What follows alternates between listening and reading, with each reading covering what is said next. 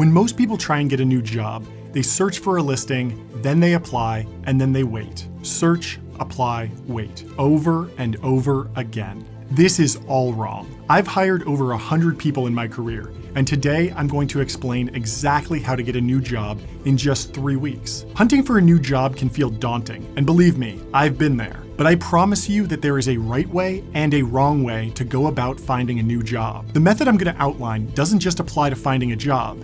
It works in sales, operations, and even fundraising. I've actually used this exact technique to raise over $100 million for my businesses. If you're new here, I'm John. I live in Los Angeles, California, and have been an entrepreneur for the past decade. Every week I put out new videos about technology startups, so please hit that subscribe button and ring the bell so you don't miss any. Let me walk you through how most people apply for jobs, and then explain why it takes forever and rarely gets results. First, you start searching around for job postings, casually bouncing between websites until you find something that looks interesting. Then you read the post and see if you could qualify. Usually the job description is extremely long and vague with dozens of qualifications that sometimes contradict one another. Then, after you finally find something that looks good, you fill out an application and start to wait. If you don't hear back, you start to look for another job listing. But this is extremely slow. Then, even after you've applied, you have to wade through several rounds of phone screens and interviews to find out if you even got the job. I see people doing this all the time, and it always takes them forever to land a new job. This can be really dangerous because, for better or worse, lots of human resource departments are trained to filter out candidates with resume gaps, meaning that more than a few months have passed between jobs. Following this process of search, apply, interview is terrible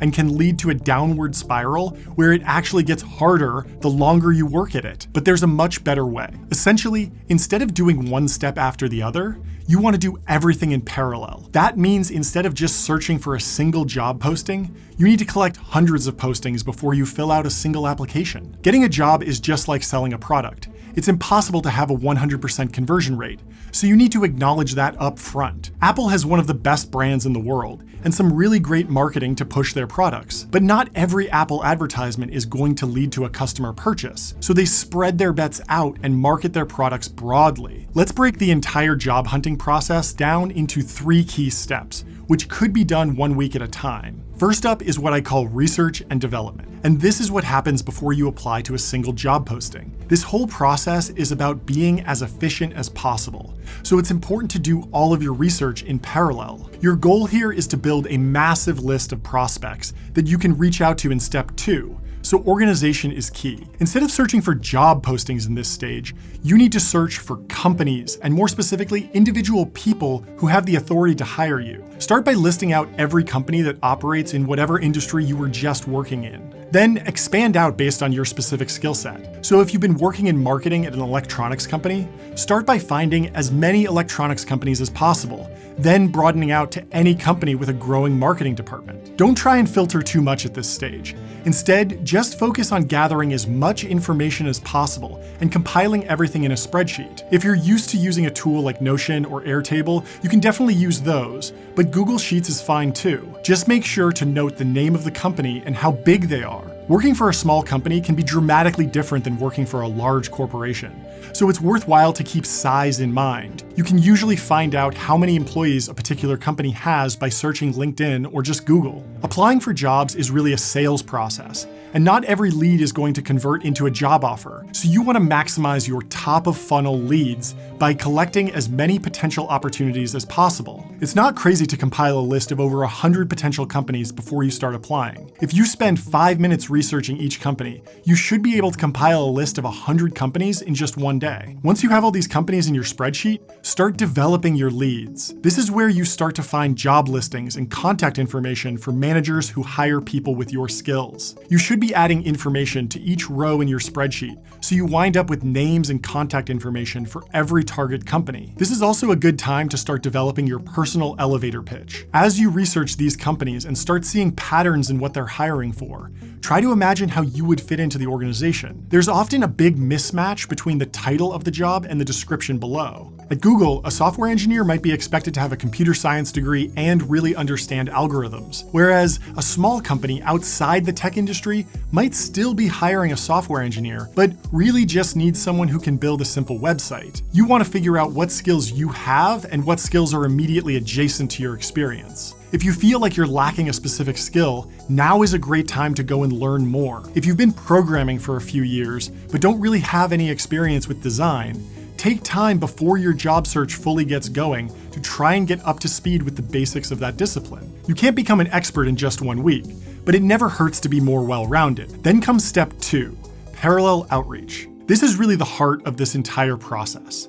HR departments are notoriously slow to process job applications, and you never want to be in a position where you're just waiting to hear back about a job and have nothing to do. In a great scenario, maybe 10% of job applications are going to turn into interviews, so you really need to fill up your leads spreadsheet before you start reaching out. The goal is to only go through this process once, and then just decide between multiple job offers at the end.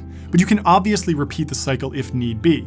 The key is to keep the top of the funnel as big as possible so every stage has the maximum chance of converting.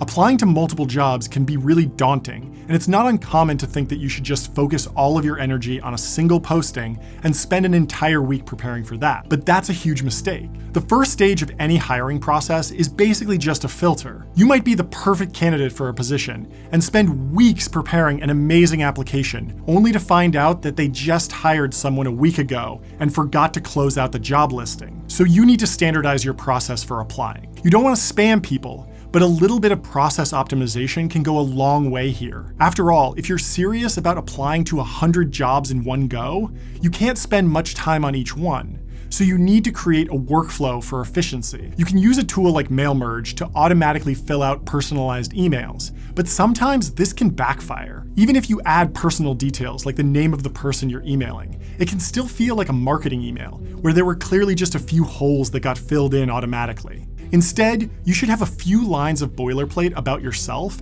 and then customize the rest.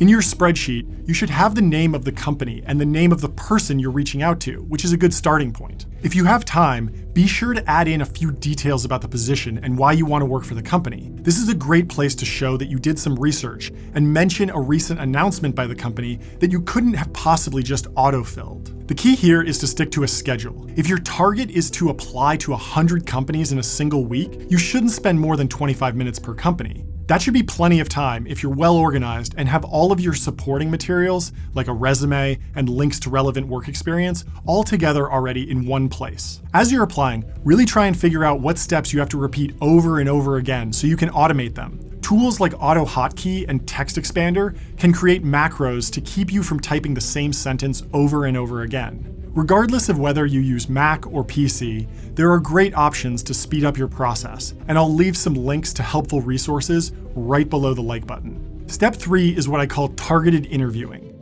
It's easy to treat every interview the same way and put your maximum effort into each one, but that's actually a common error. Interviewing for a new job should be as much about you deciding whether or not you want the job as the company deciding whether or not they want to hire you. Job postings can be very misleading, and it's not always the company's fault. The hiring manager could be using an old template, or the company's goals could have shifted since they put up the job rec. Either way, you can't fall into the trap of thinking that you have to see every interview process to the end. Far too many managers would love to hire someone who's a bit overqualified, and you don't want to end up being that someone. It's important to validate early on in the interview process exactly what you'll be doing and assess whether or not that's a fit for you. You might have done a particular job a few years ago and hated it, so even though you're technically qualified, you need to filter out any companies that want you to do that terrible job. There are 2 added benefits to this more aggressive approach. First, taking an active interest in the position and really digging in to see if it's what you want to be doing for the next few years shows a lot of initiative, and that looks great in interviews. Second, declining to advance to the next round after a phone screen reveals that a job isn't quite right for you builds your confidence. If you followed the first 2 steps properly, you should have plenty of interviews going on simultaneously and never feel like you have to take a job because it's the only opportunity available. This strategy is all about parallelism, and if you do it right, you'll wind up in a great situation where you can actually decide between multiple job offers and weigh the pros and cons of each one. You might even be able to negotiate for a higher salary at the most interesting company because you have some real leverage. Even though companies are legally limited in what they can ask you about your job search, most managers can actually sense when a candidate that they really want to hire has multiple offers, even if you don't say it explicitly. So use this to your advantage. If you'd like to go a bit deeper, just drop your email at johncoogan.com. And please check out this recommended video. The YouTube algorithm thinks that you'll really like it.